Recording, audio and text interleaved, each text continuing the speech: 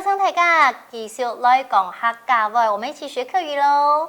要教大家一起学习放开心胸的客家话怎么说呢？客家话叫做放开心哦，放开心，把心打开来，放开心胸，放开心，讲得更好。做自己这个很重要，所以一定要把它学起来。客家话叫做做自家，做自家，自家就是自己，讲得更好哦。撒下来老俩几个练习来，放开心胸，做自己。客家话用慢讲，放开心，做自家，放开心，做自家，讲得更好哦。继续来学习了，什么？什么？其实这个常常用，客家话就会说乜改，乜改。常常在很多的问句当中，我们都可以用到这个单词哦，乜改。接下来我来学习的意思是道理，客家话叫做道理，道理。注意哦，道理这个道头要中平音，所以要讲道理，道理，讲得更好。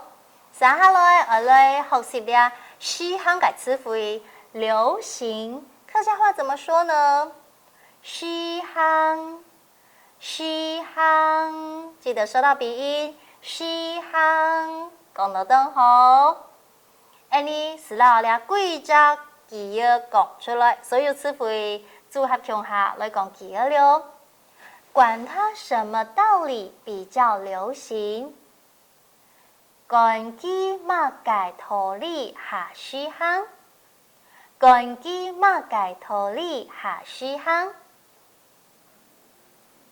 接下来继续来学习人生。人生的客家话怎么说呢？人生哦，两枚动重要的词汇。人生，人生有當多嘅變化，有當多嘅可能性，所以希望你嘅人生就嚟你想愛嘅方式來行。好，人生學起來了，接下來繼續來學習道路的路，客家話怎麼說呢？路。路 ，Rita 老幾啦衝到，因為呢張詞係中拼音，咩路，咩用音呢？係路、太路、行路。講到都好，特別注意哦，呢一時係開六強客家話嘅特色入中拼音。接下來學習呢一隻詞彙按的只有，只有的客家話怎麼說呢？好不按的。私有，私有 ，Rita TP 講下慢的私有，因為呢叫有沒有的有，它一定要捲舌哦。兩邊係開六強，因為 anyway 見晒，你係當 TP 改提色私有，講得更好。自己客家話怎麼說呢？自家，自家。我哋語文英文讀自家，自家有冇從用讀音嘅習慣，若填熟先也未做得自家找地方嘅習慣。不過呢就咧，也音標嚟讀自家，自家講得更好哦。接下來學習大家詞彙按度慢慢走，慢慢我們剛剛有學過是停停，記得中拼音哦，係開六強嘅提示。